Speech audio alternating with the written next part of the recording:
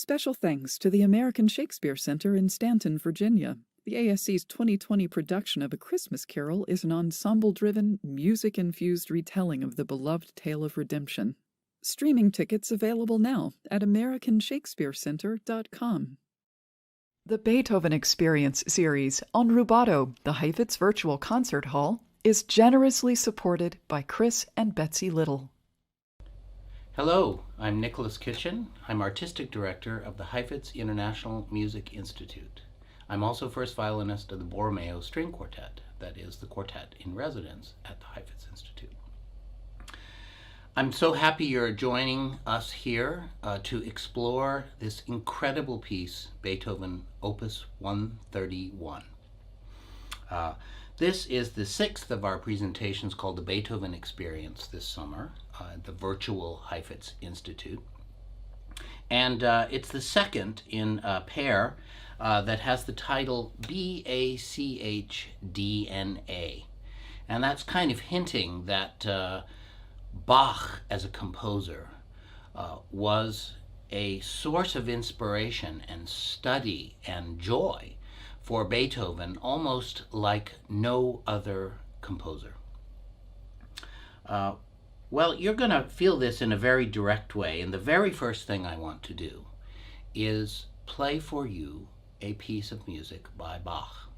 Now, what you're going to hear is the C-sharp minor fugue from the Well-Tempered Clavier, Book 1. Now, that is for a keyboard instrument, but I've followed a tradition that I will explain in a moment, and modified actually both books of the Well-Tempered Clavier, transcribed them for string quartet, and the Borromeo Quartet has worked with all of these incredible pieces of music. Well, let's listen to the music right away, and we'll talk about it in a moment. This is the C-sharp minor fugue from Book 1. It is from a concert that was done for a wonderful organization called Music for Food, arranged by Kim Kashkashian. And, well, you'll see it's a kind of a special arena in the concert. And, well, here it is.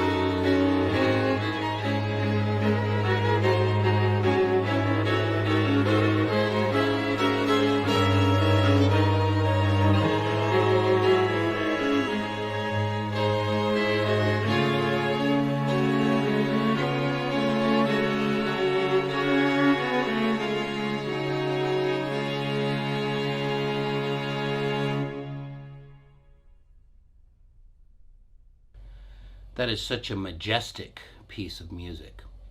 Well, I think you will find in a moment when Opus 131 begins that you will hear the first movement is really almost like a continuation of that Bach fugue.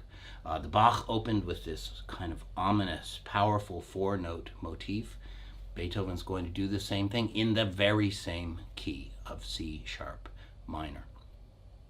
Well, you might have noticed that in that setting where we just performed and you just heard the C sharp minor fugue, there was a painting. And that's a quite famous painting by Vermeer. And it's called The Art of Painting. And it was owned by a very particular person. And that person was Gottfried von Swieten. And well, this is one of those people that we know very well the brilliance of Beethoven and Mozart and Haydn. Sometimes we don't quite realize how many other brilliant people were part of their journey and their exploration of what was possible in music. Baron von Swieten was a person that it is quite remarkable to realize that he provided in his house a kind of a workshop and a place where all of these composers became intimately involved in the music of Handel and Bach. And actually von Swieten encouraged Mozart and Beethoven, and presumably Haydn as well, to make transcriptions of the Well-Tempered Clavier for combinations of string instruments. And in my own way, I tried to take the spirit of that suggestion and create the transcriptions that I did of the two books of the Well-Tempered Clavier. Well, whatever that may be, we can find Mozart transcriptions of these works, K404 and K405, and actually Beethoven transcribed also the B-flat minor fugue from Book 1 of the Well-Tempered Clavier for two cellos, two cello quintet, string quartet plus cello. Well, what's more important is that Beethoven had already absorbed these works as a young child, by the time he was 12, playing all of the Well-Tempered Clavier, apparently from memory. That's an extraordinary start. And obviously that journey stayed with him in a meaningful way all throughout his life. And we come to the end of his life when he's writing these works, Opus 130, Opus 132, and the work you're going to hear now, Opus 131. And it's as if he is finding his way of answering what Bach has kind of been bringing up with these fugues all of Beethoven's life. And what you will hear in this first movement is a fugue just like the C sharp minor fugue of Bach, but now it's been transformed by Beethoven into something entirely new.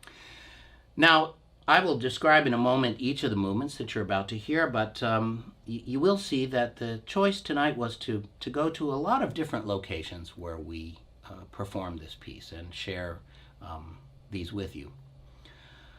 The first location has a really nice resonance for me and I think our whole group. This is in Concord, Massachusetts. It's the library in Concord, Massachusetts. And Concord, Massachusetts is a a wonderful place, a little before Beethoven. It is credited as the place that the American Revolution began, the shot heard around the world.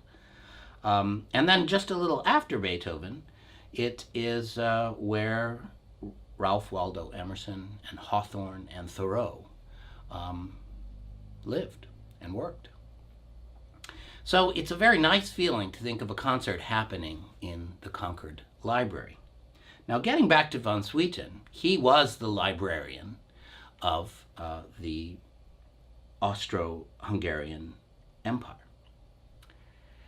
And that painting that you see was hanging in his house. It was one of his prized possessions. And it was at these gatherings that these amazing musicians delved into the music of Bach and Handel. It was von Swieten that arranged the first performances of the Handel Messiah in Vienna, led by Mozart. And Beethoven would often be told, bring your sleeping cap, because they were going to end up playing music until after the curfew in Vienna. And this was obviously an incredibly rich relationship where von Swieten was able to just bring these amazing musicians closer and closer to these well springs of inspiration that come from the music of Bach and Handel. Well, now to Opus 131, you will see that we are in the Concord Library. And it does happen, I've mentioned on these programs before, an amazing person named Louis Lockwood. And I want to hold this book because this book's meant so much to me. It's a number of years old, but it's a biography of Beethoven. And I just appreciate so much the depth and complexity with which Mr. Lockwood allows us to both love and appreciate the music of Beethoven and delve into the many, many layers of his significance for all the people around him and, frankly, all the musicians that have come since then. Well, Mr. Lockwood and his wife were able to attend that concert. And it's a wonderful feeling to imagine gatherings such as von Swieten had, gatherings at the Concord Library, gatherings that you all have had, all of these chances when people who really share a love and a love of the complexities and beauties of a certain endeavor really get to share that. And so that's the performance we're going to start with. Then in the second movement, we'll go to one of our homes that we feel so meaningful to us, which is the New England Conservatory of Music. This will be from a concert in Jordan Hall. And we'll do the second movement and the third movement. Now, the first movement was this very serious fugue. And then the second movement just totally changes that, and it's just this sort of playful, lilting music. Then what's called the third movement is really just a transition, but it's a very imaginative and wonderful one. And then after being in Jordan Hall, we will go back to a Beethoven cycle that we presented in Tokyo in 2013 in Suntory Hall. Wonderful and a very important hall in Japan. And, well, this variation is really the heart of the work. It's about 13 minutes long. And all I can say is to just sort of stand back, and I encourage you to just think about this as you're listening to it. The range of playfulness to almost holy music that is just wrapped in the most imaginative twists and turns makes this just one of my very, very favorite movements of Beethoven. Well, quiet ending to this wonderful set of variations, and boom, we will be in the Isabella Stewart Gardner Museum. And in the modern concert hall, the Calderwood performance space. And this is really one of the wackiest movements that Beethoven ever wrote. And, well, I don't think I need to say too much more about it. And then the scene will change. And, you know, this is where we come to the present moment. And this is a very challenging time we're all in. And our quartet, of course, has been quite diverted in its activities. But we're sharing with you a way that we got together in the limited world of our pandemic. And we recorded in the Black Box Theater at New England Conservatory the last two movements of this piece. And you'll see we have our masks on and whatnot. And we're a little further apart than normal. But I think you'll see the sixth movement of this piece is so poignant, the kind of sense of sadness. It's very short, but it's so touching. And that, of course, that peaceful kind of contemplative feeling is blasted apart by the last movement. And the last movement has a slightly terrifying aspect. It has these kind of marches which are ferocious. And then all of a sudden it will just turn the corner and there's a kind of feeling of a kind of a paradise in the way the music kind of unfolds in this peaceful flowing scales. Well, a little bit of that terror returns, and then quieting it down, it finally emerges one more time for these grand C-sharp major chords that finish the whole piece. I hope that you will have the chance to revisit this piece, perhaps from the point of view of knowing it so well before, or perhaps you're hearing it for the very first time. But what I love about these pieces is that they are pieces we can take a journey with over many, many years. And we're sharing a friendship with, yes, Beethoven's long gone, but his imagination and his generosity and the beauty of what he lets us all feel together is one of the great, great privileges for people to share.